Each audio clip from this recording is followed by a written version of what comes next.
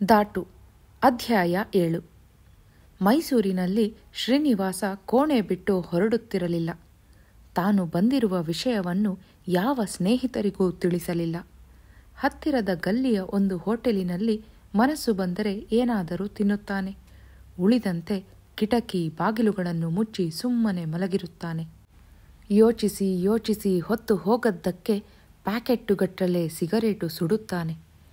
ತನ್ನ ಜೀವನ ಎಲ್ಲಿಗೆ ಬಂತು?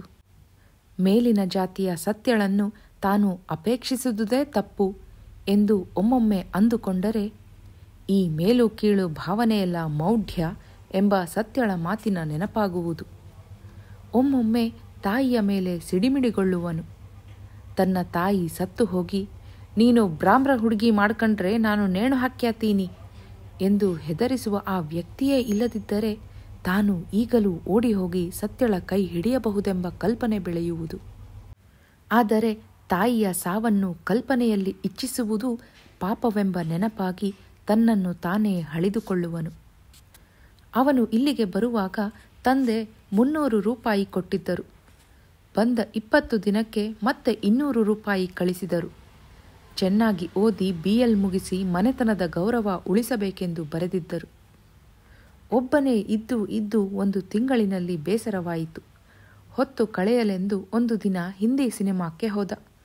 ಗಾನ, ಕುಣಿತ, ಕಾಶ್ಮೀರದ ಪ್ರಕೃತಿ ದೃಶ್ಯ ಮೊದಲಾಗಿ ಎಲ್ಲ ಅಂಶಗಳೂ ಇದ್ದ ಅದು 2.5 ಗಂಟೆಯನ್ನು ಕಳೆಸಿತು. ಮರುದಿನವೂ ಹೋಗಿ ಅದನ್ನೇ ನೋಡಿ ಬಂದ. ಸತ್ಯಳ ಜೊತೆ ಇಲ್ಲಿದ್ದಾಗ ಅವನು ಹೆಚ್ಚಾಗಿ ಸಿನಿಮಾಕ್ಕೆ ಹೋಗುತ್ತಿರಲಿಲ್ಲ. ಹೋಗಲು ಅವಳೇ ಇಷ್ಟಪಡುತ್ತಿರಲಿಲ್ಲ. ಆ ಕಥೆ ನಿಜವೇ? ಜೀವನದಲ್ಲಿ ಹೀಗೆ ಆಗುತ್ತದೆಯೇ ಎಂದು ಮುಂತಾಗಿ ನೋಡಿದ ಚಿತ್ರಗಳನ್ನೆಲ್ಲ ಟೀಕಿಸುತ್ತಿದ್ದಳು. ಅವಳ ಜೊತೆ ಇಲ್ಲದೆ ಒಬ್ಬನೇ ಹೋಗಲು ಬೇಸರವಾಗಿ ಅವನು ಚಿತ್ರ ನೋಡುವುದನ್ನೇ ಹೆಚ್ಚು ಕಡಿಮೆ ಬಿಟ್ಟಿದ್ದ. ನೋಡಿದ್ದನ್ನೆಲ್ಲ ಟೀಕಿಸುವ ಗುಣ ಅವಳದು. ಹೀಗಾಗಿ ಜೀವನದ ಸವಿಯನ್ನು ಅವಳಿಗವಳೇ ಕಳೆದುಕೊಳ್ಳುತ್ತಿಲ್ಲವೇ? ಇಂತಹ ಸೀನರಿ, ಇಂತಹ ಹಾಡು, ಡ್ಯಾನ್ಸುಗಳನ್ನು ಟೀಕಿಸುತ್ತಾಳಲ್ಲ ಎಂದುಕೊಂಡ. ಸಿನಿಮಾ ನೋಡಿಕೊಂಡು ಕೋಣೆಗೆ ಬಂದರೆ ಒಬ್ಬನೇ, ಮತ್ತೆ ಒಂಟಿತನ. ಆದುದರಿಂದ ಮತ್ತೆ ಬೇರೆ ಬೇರೆ ಸಿನಿಮಾಗಳಿಗೆ ನುಗ್ಗಲು ಪ್ರಾರಂಭಿಸಿದ. ಹಿಂದಿ, ತಮಿಳು, ತೆಲುಗು, ಇಂಗ್ಲಿಷ್, ಒಮ್ಮೊಮ್ಮೆ ಕನ್ನಡ.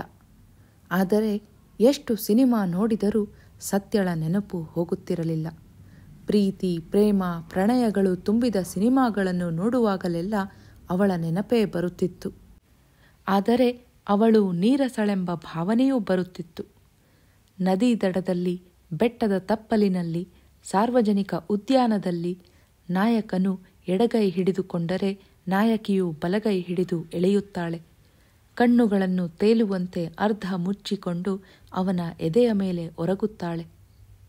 ಆದರೆ ಸತ್ಯ ಒಂದು ದಿನವೂ ಹಾಗೆ ಮಾಡಲಿಲ್ಲ. ಇಬ್ಬರೂ ಕೂಡಿ ಬೃಂದಾವನಕ್ಕೆ ಹೋಗಿದ್ದಾಗ ಸಹ ಜೊತೆಯಲ್ಲಿ ನಡೆದು ಬಂದಳೇ ವಿನಃ ಕೈ ಹಿಡಿದುಕೊಳ್ಳಲಿಲ್ಲ. ತಾನೇ ಹಿಡಿದುಕೊಂಡರೆ ನೋಡಿದವರೇನಂದಾರು ಎಂದು ತನ್ನ ಕೈಯನ್ನು ತೆಗೆದುಕೊಳ್ಳುತ್ತಿದ್ದಳು. ಅವನಿಗೆ ಅವಳ ಮೇಲೆ ಕೋಪ, ಅಸಮಾಧಾನಗಳು ಉಂಟಾಗುವುವು. ಇದ್ದಕ್ಕಿದ್ದ ಹಾಗೆಯೇ ಅವೆಲ್ಲ ಮಾಯವಾಗಿ ಆರ್ದ್ರ ಭಾವ ಹುಟ್ಟುವುದು. ಮತ್ತೆ ತನ್ನ ತಾಯಿ ಸತ್ತು ಹೋಗಿ ಎಲ್ಲ ಅಡಚಣೆಯೂ ಕಳೆಯುವ ಕಲ್ಪನೆ ಬರುವುದು. ಅದನ್ನನುಸರಿಸಿ ಪಾಪ ಪುಣ್ಯಗಳ ವಿಚಾರ ಹುಟ್ಟುವುದು. ತಕ್ಷಣ ಊರಿನ ದೇವಸ್ಥಾನದಲ್ಲಿ ಮಂಗಳಾರತಿ ನೋಡಿದಾಗ ತನ್ನ ಅಂತರಂಗಕ್ಕೆ ಹೊಳೆದ ವಿಚಾರದ ನೆನಪಾಗುವುದು. ಜಾತಿ ಮತಗಳು ಸುಳ್ಳೇ ಇರಬಹುದು. ಯಾರಿಗೆ ಯಾವ ವೃತ್ತಿ ಬೇಕೋ ಅದನ್ನು ಮಾಡುವ ಅಧಿಕಾರವಿರಬೇಕು. ಆದರೆ ಮದುವೆಯ ವಿಷಯದಲ್ಲಿ ವ್ಯತ್ಯಾಸವಿರಬಹುದು. ಇಲ್ಲದಿದ್ದರೆ ದೇವರ ಮುಖ ನೋಡಿದಾಗ ತನಗೆ ಯಾಕೆ ಹೀಗೆನಿಸಿತು? ವೇದದಲ್ಲಿ ಹೇಳಿದೆಯಂತೆ, ಬ್ರಾಹ್ಮಣರು ದೇವರ ಬಾಯಿಯಿಂದಲೂ, ಕ್ಷತ್ರಿಯರು ತೋಳುಗಳಿಂದಲೂ, ವೈಶ್ಯರು ತೊಡೆಗಳಿಂದಲೂ, ಶೂದ್ರರು ಪಾದದಿಂದಲೂ ಹುಟ್ಟಿದರು. ಅದರಿಂದಲೇ ಜಾತಿಗಳ ಸೃಷ್ಟಿಯಾಯಿತು ಹಾಗೆಂದು ಜೂನಿಯರ್ BA ಓದುವಾಗ ಇತಿಹಾಸದ ತರಗತಿಯಲ್ಲಿ ಹೇಳಿದ್ದರು. ಆದರೆ ಇದು ಬರೀ ಒಂದು ರೂಪಕವೆಂದು ಸತ್ಯ ಟೀಕಿಸಿದ್ದಳು. ಸತ್ಯಳ ಟೀಕೆಯೇ ಸರಿ ಎಂದು ತಾನೂ ನಂಬಿದ್ದೆ. ಆದರೆ ಆ ದಿನ ದೇವರ ಮುಂದೆ ನಿಂತಾಗ ಅದು ನಿಜವಿದ್ದರೂ ಇರಬಹುದು ಎಂದು ಯಾಕೆ ಅನಿಸಿತು? ಅನಿಸಿದುದು ಮಾತ್ರವಲ್ಲ, ಮೈ ಬೆವರಿ ತಲೆ ತಿರುಗಿದ ಹಾಗಾಯಿತು. ದೇವಸ್ಥಾನದಿಂದ ಬಂದ ಮರುದಿನ ಅವನು ಮನೆಯ ಹಿಂದಿನ ಹಿತ್ತಲಿನಲ್ಲಿ ಎಳೆಬಿಸಿಲಿನಲ್ಲಿ ಕೂತಿದ್ದ. ಮನೆಯ ಆಳು ಸತ್ತಿಗ ಹುಲ್ಲು ಮೆದೆಯ ಹತ್ತಿರ ಬಂದ. ಮಾದಿಗನಾದರೂ ಸತ್ತಿಗ ತುಂಬ ಬುದ್ಧಿವಂತ. ಮಾರಮ್ಮನ ಜಾತ್ರೆಯಲ್ಲಿ ಅಮ್ಮನ ಕಥೆಯ ಪದ ಹೇಳುತ್ತಾನೆ. ಅವನೇ ಹತ್ತಿರ ಬಂದು ಹೇಳಿದ, ಅವ್ವಾರ ಮಾತು ಕ್ಯಾಳಿ ಗೌಡ್ರೆ, ಹಾರೋ ಹೆಣ್ಣು ಯಾವತ್ತೂ ಮಾರಮ್ಮ ಎಂದರೆ ತನ್ನ ಸತ್ಯಳ ಮದುವೆಯ ವಿಷಯ ಅವನಿಗೂ ಗೊತ್ತಿದೆ. ಗೊತ್ತಿಲ್ಲದೆ ಏನು, ಮೊನ್ನೆಯಿಂದ ಮನೆಯಲ್ಲಿ ಇದೇ ಮಾತು ಚರ್ಚೆ ನಡೆಯುತ್ತಿದೆ. ಹಾರುವ ಹೆಣ್ಣೆ ಊರ ಮಾರಿಯಾದುದು ಎಂಬ ಕಥೆ ತನಗೂ ಗೊತ್ತಿದೆ. ಊರಿಗೊಂದು ಮಾರಿ ಗುಡಿ ಇದ್ದೇ ಇರುತ್ತದೆ. ಅದರ ಜಾತ್ರೆಯಲ್ಲಿ ಈ ಕಥೆ ಹೇಳುತ್ತಾರೆ. ಹಿಂದೆ ಬ್ರಾಹ್ಮಣರ ಹಾಗೆಯೇ ಕಾಣುವ ಬಿಳುಪು ಬಣ್ಣದ ಒಬ್ಬ ಮಾದಿಗ ಹುಡುಗನಿದ್ದನಂತೆ. ತುಂಬ ಬುದ್ಧಿವಂತ. ಜೀವನಕ್ಕೆ ಹುಡುಕಿಕೊಂಡು ದೇಶ ಸಂಚಾರ ಹೊರಟ. ಕೊನೆಗೆ ರಸೂರಿ ಪಣ್ಣ ಎಂಬ ಊರಿಗೆ ಬಂದು ಒಬ್ಬ ಬ್ರಾಹ್ಮಣರ ಮನೆಯಲ್ಲಿ ದನ ಕಾಯುವುದಕ್ಕೆ ಸೇರಿಕೊಂಡ. ಮನೆಯ ಒಳಗೆ ಅವರು ಮಕ್ಕಳಿಗೆ ಹೇಳಿಕೊಡುತ್ತಿದ್ದ ವೇದ ಮಂತ್ರಗಳನ್ನೆಲ್ಲ ದೂರದಲ್ಲಿ ಕೇಳಿಸಿಕೊಂಡೇ ಕಲಿತುಬಿಟ್ಟ. ಅವರ ಆಚಾರ ವಿಚಾರಗಳನ್ನೆಲ್ಲ ಸೂಕ್ಷ್ಮವಾಗಿ ನೋಡಿ ಚಿಕ್ಕ ಹುಡುಗರನ್ನು ಕೇಳಿ ತಿಳಿದುಕೊಂಡಿದ್ದ.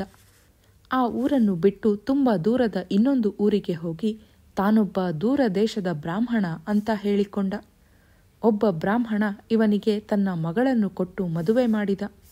ಇವನು ಹೆಂಡತಿಯೊಡನೆ ಬೇರೆ ಒಂದು ಮನೆ ಮಾಡಿಕೊಂಡು ಇತರ ಜಾತಿಯವರಿಂದ ದಾನ ದಕ್ಷಿಣೆಗಳನ್ನು ತೆಗೆದುಕೊಳ್ಳುತ್ತಾ ಸುಖವಾಗಿ ಜೀವನ ಮಾಡುತ್ತಿದ್ದ. 7-8 ಮಕ್ಕಳೂ ಆದವು. ಇತ್ತ ಅವನ ತಾಯಿ ದೇಶಾಂತರ ಹೋದ ಮಗನನ್ನು ಹುಡುಕಿ ಊರೂರು ಅಲೆದಳು. ಕೊನೆಗೆ ಈ ಊರಿಗೆ ಬಂದು ಮಗನನ್ನು ಗುರುತಿಸಿದಳು. ಅವನು ಅವ್ವನನ್ನು ಹೊರಗೆ ಓಡಿಸಲೂ ಆರ. ಆದರೆ ಇಟ್ಟುಕೊಂಡರೆ ತನ್ನ ನಿಜವಾದ ಜಾತಿ ಗೊತ್ತಾಗುತ್ತೆ. ಆದುದರಿಂದ ನೀನು ಮಾತೇ ಆಡಕೂಡದು, ಮೂಗಿ ಅಂತ ಇರಬೇಕು ಎಂದು ಅವಳಿಗೆ ಕಟ್ಟಪ್ಪಣೆ ಮಾಡಿದ. ಅವಳು ಒಪ್ಪಿಕೊಂಡಳು. ತನ್ನ ತಾಯಿ ಹುಟ್ಟು ಮೂಗಿ ಬಂದಿದ್ದಾಳೆ ಎಂದು ಹೆಂಡತಿಗೆ ಹೇಳಿ ತೋರಿಸಿದ. ಅತ್ತೆ ಬಂದ ಗೌರವಕ್ಕೆ ಸೊಸೆ ಹಾಲುಬಾಯಿ ಮಾಡಿದಳು. ಮೈ ತೊಳ್ಕೊಂಡು ಬಾ ಎಂದು ಮಗ ತಾಯಿಗೆ ಹೇಳಿದ. ಮನೆಯ ಮುಂದಿನ ಕೆರೆಯಲ್ಲಿ ಮೈ ತೊಳೆದುಕೊಂಡು ಮುದುಕಿ ಬಂದು ಕೂತಳು. ಎತ್ತಿ ಹಿಡಿದರೆ ಮೃದುವಾಗಿ ನಡುಗುವಂತಹ ಹಾಲುಬಾಯಿಯನ್ನು ಬಾಳೆ ಎಲೆಯ ಮೇಲೆ ಇಟ್ಟು ಸೊಸೆ ತಂದುಕೊಟ್ಟಳು. ಕಂಡ ತಕ್ಷಣ ಮುದುಕಿಯ ನಾಲಗೆಯಲ್ಲಿ ನೀರೂರಿತು. ಅದನ್ನು ತನಗಾಗಿ ಮಾಡಿದ ಎಮ್ಮೆಯ ನಾಲಗೆ ಎಂದು ತಿಳಿದುಕೊಂಡಳು. ಸೊಸೆಯ ಒಳ್ಳೆಯತನಕ್ಕೆ ಅವಳಲ್ಲಿ ಪ್ರೀತಿ ಉಕ್ಕಿ ಬಂತು. ತಾನು ಮೂಕಿಯಾಗಿರಬೇಕೆಂಬುದು ಮರೆತೇ ಹೋಯಿತು. ಈಟೊಂದು ಒಳ್ಳೆ ಎಮ್ಮೆ ನಾಲಗೆ ಯಾವಾಗ ಕಡಿದ್ಯೇ ಅಮ್ಮಿ ಅಂದುಬಿಟ್ಟಳು. ಸೊಸೆಗೆ ಅನುಮಾನ ಬಂತು. ಗಂಡ ಯಾವ ಸಮಜಾಯಿಸಿ ಹೇಳಿದರೂ ಕೇಳಲಿಲ್ಲ. ಇವನು ಬ್ರಾಹ್ಮಣ ವೇಷಿಯಾದ ಮಾದಿಗನೇ ಸರಿ ಎಂದು ಅರ್ಥ ಮಾಡಿಕೊಂಡಳು. ತಾನು ನೀಚ ಜಾತಿಯ ಗಂಡಸಿಗೆ ಕೊಡಲ್ಪಟ್ಟು ಎಂಜಲಾದೆ. ತನಗೇನು ಪ್ರಾಯಶ್ಚಿತ? ತಂದೆಯನ್ನೇ ಕೇಳಬೇಕು. ನೇರವಾಗಿ ತನ್ನ ತಂದೆ ಮನೆಗೆ ಹೋಗಿ ಕೇಳಿದಳು. ಅಪ್ಪ, ನಾಯಿ ಮುಟ್ಟಿದ ಮಡಕೆಗೆ ಏನು ಮಾಡಬೇಕು? ಅಮ್ಮ, ಮಡಕೆನ ನಾಯಿಯ ಕೊರಳಿಗೆ ಕಟ್ಟಬೇಕು. ಇಲ್ಲದಿದ್ದರೆ ನೆಲ್ಲು ಹುಲ್ಲು ಸುತ್ತಿ ಸುಡಬೇಕು. ಅಗ್ನಿ ಎಂಥ ಮೈಲಿಗೆಯನ್ನಾದರೂ ಶುದ್ಧಿ ಮಾಡುತ್ತೆ. ಅವಳು ತನ್ನ ಮನೆಗೆ ಬಂದಳು. ಆ ದಿನ ರಾತ್ರಿ ಎಲ್ಲರೂ ಮಲಗಿದ್ದಾಗ ಮನೆಯ ಸುತ್ತ ನೆಲ್ಲು ಹುಲ್ಲು ಅಡುಕಿದಳು. ಮನೆಯ ಮೇಲಕ್ಕೂ ಹುಲ್ಲಿನ ಕಂತೆಗಳನ್ನು ಎಸೆದಳು. ಸುತ್ತ ಬೆಂಕಿ ತೋರಿಸಿ ತಾನು ಮನೆಯೊಳಕ್ಕೆ ಬಂದು ಬಿಗಿಯಾಗಿ ಅಗಣಿ ಹಾಕಿಕೊಂಡಳು. ಇಡೀ ಸಂಸಾರ ಸುಟ್ಟು ಭಸ್ಮವಾಯಿತು. ಅವಳೇ ಮಾರಮ್ಮ, ಮಾದಿಗರ ದೇವತೆ. ವಂಚಿಸಿದ ಪಾಪಕ್ಕಾಗಿ ಅವಳ ಗಂಡನನ್ನೇ ಕೋಣದ ರೂಪದಲ್ಲಿ ಪ್ರತಿ ವರ್ಷವೂ ಅವಳಿಗೆ ಬಲಿ ಕೊಡುತ್ತಾರೆ. ಪಾಪಿ ಬೀಜದಿಂದ ಅವಳ ಹೊಟ್ಟೆಯಲ್ಲಿ ಹುಟ್ಟಿದ ಮಕ್ಕಳೇ ಆಡು ಕುರಿಗಳು. ಅವನ್ನೂ ಅವಳಿಗೆ ಕಡಿಯುತ್ತಾರೆ. ಈ ಕಥೆಯನ್ನು ಸತ್ತಿಗ ಮತ್ತೆ ಹೇಳಲಿಲ್ಲ. ಅದು ಗೊತ್ತಿಲ್ಲದವರು ಊರಿನಲ್ಲಿ ಯಾರೂ ಇಲ್ಲ. ಆದರೆ ಅವನು ಮತ್ತೆ ಬುದ್ಧಿವಾದ ಹೇಳಿದ. ಆರುವ್ರ ಹೆಣ್ಣು ಮಾರವ್ವನೇ ಆಯ್ತಾಳೆ. ಇದು ಬ್ಯಾಡಿ ಗೌಡ್ರೆ, ಮನೆ ಉಳಿಯಾಕಿಲ್ಲ. ಇಷ್ಟು ಹೇಳಿ ಅವನು ತನ್ನ ಕೆಲಸಕ್ಕೆ ಹೊರಟು ಹೋದ. ಸ್ವಲ್ಪ ಹೊತ್ತಿಗೆ ವೆಂಕಟೇಶ ಬಂದ. ಇವನಿಗೆ ಪುನಃ ಬುದ್ಧಿ ಹೇಳಿ ಸತ್ಯಳನ್ನು ಬೈದ. ಅವಳೊಬ್ಬಳು ಮಾರಿ ಲೌಡಿ. ಅವಳಿಂದ ನಮ್ಮನೆಯೂ ಉಳಿಯೋಲ್ಲ, ನಿಮ್ಮನೆಯೂ ಉಳಿಯೋಲ್ಲ. ರಾಜ್ಯ ಆಳಿದ ಗೌಡ್ರ ಮನೆ ಇದು. ನೀನು ತಿಳುವಳಿಕೆ ಇಟ್ಟುಕೊಂಡು ಕೆಲಸ ಮಾಡು. ಶ್ರೀನಿವಾಸ ಈ ಕಥೆಯ ಬಗೆಗೆ ಸತ್ಯಳ ಕೈಲಿ ಎಂದೂ ಮಾತನಾಡಿರಲಿಲ್ಲ. ಆಡುವ ಸಂದರ್ಭವೇ ಬಂದಿರಲಿಲ್ಲ. ಆಡಿದ್ದರೆ ಅವಳು ಏನು ಹೇಳುತ್ತಿದ್ದಳೆಂದು ಅವನಿಗೆ ಗೊತ್ತು. ಇದು ನಿಜವೇ ಅಥವಾ ಸುಳ್ಳೇ? ನಿಜವಲ್ಲದೆ ಇರಬಹುದು. ಅಕಸ್ಮಾತ್ ಒಂದು ಸಣ್ಣ ಅಂಶ ನಿಜವಿದ್ದರೆ ಎಂಬ ಅನುಮಾನವೂ ಹುಟ್ಟಿತು. ಎಲ್ಲ ದೇವರು ಒಂದೇ. ನಮ್ಮ ಮನೆ ದೇವರು ತಿರುಮಲ ಶ್ರೀನಿವಾಸ ಬೇರೆಯಲ್ಲ. ಮಾದಿಗರ ದೇವತೆಯಾದರೂ ಊರಿನ ಬ್ರಾಹ್ಮಣ, ಗೌಡ ಮೊದಲಾಗಿ ಪ್ರತಿಯೊಬ್ಬರೂ ಹಣ್ಣು ಕಾಯಿ ಕಾಣಿಕೆ ಕೊಡುವ ಮಾರಮ್ಮ ಬೇರೆಯಲ್ಲ. ಮಾರಮ್ಮನ ಕಥೆಯೂ ಇದನ್ನೇ ಹೇಳುತ್ತೆ. ಶ್ರೀನಿವಾಸ ದೇವರೆದುರಿಗೆ ನಿಂತು ಮಂಗಳಾರತಿ ನೋಡುವಾಗ ಇದೇ ವಿಚಾರ ಮನಸ್ಸಿಗೆ ಹೊಳೆಯಿತು. ತನ್ನ ತಾಯಿ, ಅಪ್ಪ, ಚಿಕ್ಕಪ್ಪ, ಚಿಕ್ಕವ್ವ, ವೆಂಕಟೇಶ, ಸತ್ತಿಗ ಎಲ್ಲರೂ ಇದೇ ಹೇಳುತ್ತಾರೆ. ಸತ್ಯಳ ತಂದೆ ಇದಕ್ಕಾಗಿಯೇ ಕೊರಗಿ ಕ್ಷೀಣವಾಗುತ್ತಿದ್ದಾರೆ. ಯಾವುದು ನಿಜ, ಯಾವುದು ಸುಳ್ಳು? ಅದೇ ಸಮಯಕ್ಕೆ ಅವನ ತಾಯಿ ರಂಗಮ್ಮ ಅಲ್ಲಿಗೆ ಬಂದಳು. ಏನಪ್ಪಾ ಎಂದು ಕಣ್ಣು ತುಂಬಿಕೊಂಡು ಮತ್ತೆ ಅವನ ಎದುರು ಕೂತಳು. ಈಗ ಅವನ ಮನಸ್ಸಿನಲ್ಲಿ ಒಂದು ಪ್ರಶ್ನೆ ಬರುತ್ತಿದೆ. ಮಾರಮ್ಮನ ಕಥೆಯಲ್ಲಿ ಅವನು ಸುಳ್ಳು ಹೇಳಿ ಬ್ರಾಹ್ಮಣ ಹುಡುಗಿಯನ್ನು ಮದುವೆಯಾದ. ಆದರೆ ಸತ್ಯಳಿಗೆ ತನ್ನ ಜಾತಿ ಗೊತ್ತು. ಅವಳ ಸಮ್ಮತಿಯಿಂದಲೇ ಮದುವೆ ನಡೆಯುತ್ತಿತ್ತು. ಅಲ್ಲದೆ ಮಾದಿಗನನ್ನು ಮದುವೆಯಾದುದಕ್ಕೆ ಪ್ರಾಯಶ್ಚಿತ್ತವಾಗಿ ಅವಳು ತನ್ನನ್ನೂ ಸೇರಿಸಿಕೊಂಡು ಮನೆಯನ್ನು ಸುಟ್ಟಳು. ನಾನು ಮಾದಿಗನೇನಲ್ಲ, ರಾಜ್ಯ ಆಳಿದ ಪಾಳೆಯಗಾರರ ವಂಶದವನು. ರಾಜ್ಯ ಆಳಲಿ ಬಿಡಲಿ, ನಾನು ಮಾದಿಗನಲ್ಲ. ಮಾದಿಗರಿಗೂ ತನಗೂ ಇರುವ ವ್ಯತ್ಯಾಸವೇನು ಎಂಬ ಪ್ರಶ್ನೆ ಅವನ ಮನಸ್ಸಿನಲ್ಲಿ ಹುಟ್ಟಿತು. ನಮ್ಮನ್ನು ಶೂದ್ರರು ಅನ್ನುತ್ತಾರೆ. ಅವರೂ ಶೂದ್ರರೇ. ಅದು ಹೇಗೆ ಸಾಧ್ಯ? ಈಗ ನೆನಪಿಗೆ ಬಂತು. ಅವರು ಪಂಚಮರು. ಆದುದರಿಂದ ಈ ಕಥೆ ನನಗೆ ಅನ್ವಯಿಸುವುದಿಲ್ಲ. ಇದೇ ಯೋಚನೆಯ ಜೊತೆಗೆ ಇನ್ನೊಂದು ಗಾದೆಯ ಮಾತು ನೆನಪಿಗೆ ಬರುತ್ತದೆ. ಬಿಳಿಯ ಮಾದಿಗ ಕರಿಯ ಬ್ರಾಹ್ಮಣ ಜಾತಿಯನ್ನು ನಂಬಬಾರದು. ಆದರೆ ಸತ್ಯ ಕಪ್ಪಾಗಿದ್ದಾಳೆ. ಅವಳ ತಂದೆಯೂ ಕಪ್ಪು. ಕಾಲೇಜಿನಲ್ಲಿ ನಮ್ಮ ದೇಶದಲ್ಲಿ ಜಾತೀಯತೆಯಿಂದ ಆಗಿರುವ ವಿನಾಶ ಎಂಬುದನ್ನು ಕುರಿತು ಭಾಷಣ ಮಾಡಿದ ದಿನ ಅವಳೇ, ಯಾವ ಜಾತಿಯಲ್ಲೂ ಶುದ್ಧ ಬುಡಕಟ್ಟಿನ ರಕ್ತ ಚಹರೆಗಳಿಲ್ಲ. ಸಾವಿರಾರು ವರ್ಷಗಳ ಇತಿಹಾಸದಲ್ಲಿ ಎಲ್ಲ ಬುಡಕಟ್ಟಿನ ರಕ್ತವೂ ಮಿಶ್ರವಾಗಿದೆ ಎಂದಿದ್ದಳು. ಹಾಗಾದರೆ ಈ ಕಥೆಗಳ ಅರ್ಥವೇನು ಎಂದು ಅವನು ಯೋಚಿಸುತ್ತಾನೆ. ತಲೆಯ ಬಿಸಿ ಆರುವುದಿಲ್ಲ. ಸುಮ್ಮನೆ ಕೋಣೆಯಲ್ಲಿ ಕೂತಿದ್ದರೆ ಇಂಥದ್ದೇ ಯೋಚನೆ ಬರುತ್ತದೆಂದು ಯೋಚಿಸಿ ಎದ್ದು ಪ್ಯಾಂಟು ಶರ್ಟು ಹಾಕಿಕೊಂಡು ಜೇಬಿಗೆ ಪರ್ಸ್ ತುರುಕಿ ಯಾವುದಾದರೂ ಒಂದು ಸಿನಿಮಾಕ್ಕೆ ಹೋಗುತ್ತಾನೆ. ಹಿಂದಿ ಸಿನಿಮಾ ಸರಿ. ಕಾಶ್ಮೀರ ಅಥವಾ ಅಂಥದ್ದೇ ದೃಶ್ಯ.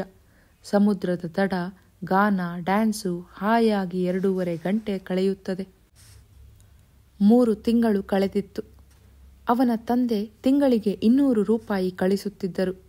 ಸಪ್ಲಿಮೆಂಟರಿ ಪರೀಕ್ಷೆಗೆ ಹಣ ತುಂಬಿ ಆಗಿತ್ತು. ಆದರೆ ಏನೂ ಓದಿರಲಿಲ್ಲ.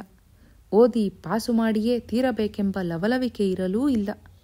ಪರೀಕ್ಷೆಗೆ ಇನ್ನೇನು 1 ವಾರ ಉಳಿದಿತ್ತು. ಅಷ್ಟರಲ್ಲಿ ಊರಿನಿಂದ ಒಂದು ಕಾಗದ ಬಂತು. ಅಜ್ಜ ಬರೆದಿದ್ದರು. ಮಂಡ್ಯದ MLA ಮಗಳಾದ ಕೆಂಪಣ್ಣನವರ ದ್ವಿತೀಯ ಕುಮಾರಿ ಕುಮುದಿನಿ ಎನ್ನುವ ಹುಡುಗಿಯನ್ನು ಕೇಳಿದ್ದಾರೆ. ಕುಲ, ಶೀಲ, ಅಂತಸ್ತುಗಳೆಲ್ಲ ಸರಿಯಾಗುವ ಮನೆ. ಹೆಣ್ಣನ್ನು ನಿನ್ನ ಅಪ್ಪ ಅವ್ವ ನೋಡಿದ್ದಾರೆ. ತುಂಬ ಚಂದವಾಗಿದ್ದಾಳೆ. ನೀನು ಈ ಕಾಗದ ಕಂಡ ಕೂಡಲೇ ಕಾಗದ ಹಾಕುವುದು. ಹೆಣ್ಣು ನೋಡಿ ಒಪ್ಪಿಗೆ ಕೊಟ್ಟು ಮದುವೆಯಾಗುವುದು. ನನಗೆ ವಯಸ್ಸಾಯಿತು. ಮದುವೆಯಾಗಿ ನಮ್ಮ ಮನೆಯನ್ನು ಬೆಳೆಸುವುದು ನಿನ್ನ ಧರುಮ ಎಂದು ಆಶೀರ್ವಾದ ಮಾಡಿದ್ದರು. ಓದಿದ ತಕ್ಷಣ ಅವನು ಕಾಗದವನ್ನು ಮುದುರಿ ಮೂಲೆಗೆ ಬಿಸಾಡಿದ. ನನ್ನ ಮದುವೆಯನ್ನು ತಪ್ಪಿಸಿದ ಇವರು ಹೇಳಿದರು ಅಂತ ಈಗ ಯಾಕೆ ಮದುವೆಯಾಗಬೇಕು ಎಂದು ಅವರೆಲ್ಲರ ಬಗೆಗೆ ಸಿಟ್ಟು ಬಂತು. ನಾನು ಇನ್ನು ಮದುವೆಯಾಗುವುದೇ ಇಲ್ಲ. ಈ ಮಾತನ್ನು ಅವರು ಅರ್ಥ ಮಾಡಿಕೊಳ್ಳಬೇಕಿತ್ತು. ದಡ್ಡರು ಅವರು ಎಂದುಕೊಂಡ. ಆ ದಿನ ಅವನಿಗೆ ವಿಪರೀತ ಸತ್ಯಳ ನೆನಪು ಬಂತು. ಈಗ ಅವಳು ಏನು ಮಾಡುತ್ತಿರಬಹುದು, ಏನು ಯೋಚಿಸುತ್ತಿರಬಹುದು ಎಂಬ ಕಲ್ಪನೆ ಬಂತು. ಇಷ್ಟು ದಿನವಾದರೂ ಅವಳಿಗೆ ಒಂದು ಕಾಗದ ಬರೆಯಲಿಲ್ಲ. ಅವಳು ನನ್ನ ಕಾಗದಕ್ಕೆ ಉತ್ತರ ಬರೆಯಲಿಲ್ಲ. ನಾನಾದರೂ ಬೆಂಗಳೂರಿಗೆ ಹೋಗಿ ಅವಳನ್ನು ನೋಡಿಕೊಂಡು ಬರಬೇಕು ಎನಿಸಿತು. ನಾಳೆ ಬೆಳಗಿನ ಬಸ್ಸಿಗೆ ಹೋಗಬೇಕು. ಈಗಲೇ ಹೋಗಿ ರಿಸರ್ವ್ ಮಾಡಿಸಿ ಬರಬೇಕು ಎಂದು ಶರ್ಟು ಹಾಕಿಕೊಂಡು ಹೊರಟ. ಆದರೆ ಬಸ್ ಸ್ಟ್ಯಾಂಡಿಗೆ ಹೋಗುವ ಹೊತ್ತಿಗೆ ಒಂದು ಯೋಚನೆ ಬಂತು. ಅವಳನ್ನು ಕಂಡು ಏನು ಮಾಡುವುದು? ಯಾಕೆ ಹೀಗೆ ಮಾಡಿದೆ, ನೀನು ಹೇಳಿ ಅಂದರೆ ಏನು ಹೇಳುವುದು? ದೇವರ ಮುಂದೆ ನಿಂತಾಗ ನನ್ನ ಅಂತಃಸಾಕ್ಷಿಗೆ ಹೀಗೆ ಹೊಳೆಯಿತು ಅಂದರೆ ಅವಳು ಕೇಳುವುದಿಲ್ಲ. ನನ್ನ ಯಾವ ಉತ್ತರವೂ ಅವಳ ಬುದ್ಧಿಶಕ್ತಿಯ ಮುಂದೆ ನಿಲ್ಲುವುದಿಲ್ಲ. ನಾನು ಹೇಳಿ ಕ್ಷಮಿಸು ಅನ್ನಬೇಕು. ಆದರೆ ಅಷ್ಟು ಹೇಳಿ ತಲೆ ತಗ್ಗಿಸಿಕೊಂಡು ಹಿಂತಿರುಗುವ ಸಂಪತ್ತಿಗೆ ಇಲ್ಲಿಂದ ಅಲ್ಲಿಗೆ ಯಾಕೆ ಹೋಗಬೇಕು? ಅಥವಾ ನಾನು ತಪ್ಪು ಮಾಡಿದೆ, ಕ್ಷಮಿಸು, ಈಗ ಯಾರ ಮಾತು ಕೇಳುವುದಿಲ್ಲ, ಇವತ್ತೇ 4 ಜನ ಸ್ನೇಹಿತರ ಎದುರಿಗೆ ಮದುವೆಯಾಗಿ ಪತ್ರಿಕೆಯಲ್ಲಿ ಹಾಕಿಸೋಣ ಬಾ ಅನ್ನಬೇಕು. ಹಾಗೆ ಅನ್ನುವುದು ಸಾಧ್ಯವೇ? ತಾನು ಊರಿಗೆ ಹೋಗಿ ಅಜ್ಜನ ಎದುರಿಗೆ ಆದ ಮಾತು, ತಾಯಿಯ ಆಗ್ರಹ, ವೆಂಕಟೇಶನ ಬುದ್ಧಿವಾದ, ದೇವರ ಮುಂದೆ ನಿಂತಾಗ ಅನಿಸಿದ ಒಳನುಡಿ, ಮಾದಿಗರ ಸತ್ತಿಗನ ವಿವೇಕ ಇವೆಲ್ಲವೂ ಕಲ್ಪನೆಯಲ್ಲಿ ಪುನರ್ಘಟಿಸಿದವು. ರಿಸರ್ವೇಷನ್ ಕಿಟಕಿಯ ಹತ್ತಿರ ಅರ್ಧ ಗಂಟೆ ನಿಂತಿದ್ದು ಅಲ್ಲಿಂದಲೇ ನೇರವಾಗಿ ಒಂದು ಮ್ಯಾಟಿನಿ ಸಿನಿಮಾಕ್ಕೆ ಹೋದ. ಸಂಜೆ 6 ಗಂಟೆಗೆ ಸಿನಿಮಾ ಮುಗಿಸಿಕೊಂಡು ಕೋಣೆಗೆ ಬಂದು ಕುಳಿತು ಅಜ್ಜನಿಗೆ ಒಂದು ಕಾಗದ ಬರೆದು ಹಾಕಿದ. ನಾನು ಆಗಬೇಕೆಂದಿದ್ದ ಮದುವೆಗೆ ನೀವೆಲ್ಲ ಕೂಡಿ ಅಡ್ಡ ಬಂದಿರಿ. ನಿಮ್ಮ ಮಾತಿಗೆ ಬೆಲೆ ಕೊಟ್ಟು ನಾನು ವೆಂಕಟರಮಣಯ್ಯನವರ ಮಗಳನ್ನು ಮದುವೆಯಾಗುವುದನ್ನು ಬಿಟ್ಟುಬಿಟ್ಟೆ. ಇನ್ನು ಈ ಜನ್ಮದಲ್ಲಿ ಮದುವೆಯಾಗುವುದಿಲ್ಲವೆಂದು ಆಗಲೇ ತೀರ್ಮಾನಿಸಿದೆ. ಆದುದರಿಂದ ನೀವ್ಯಾರೂ ನನ್ನ ಮದುವೆಯ ಬಗ್ಗೆ ಮಾತನಾಡಕೂಡದು. ಹಾಗಂತ ತೀರ್ಥರೂಪ ಅಪ್ಪಾಜಿಗೂ ಹೇಳಿಬಿಡಿ. ಕಾಗದವನ್ನು ಪೋಸ್ಟ್ ಡಬ್ಬಕ್ಕೆ ಹಾಕಿದ ನಂತರ ಮನಸ್ಸಿಗೆ ಸ್ವಲ್ಪ ಸಮಾಧಾನವಾಯಿತು. ಮರುದಿನ ಒಂದು ಯೋಚನೆ ಬಂತು.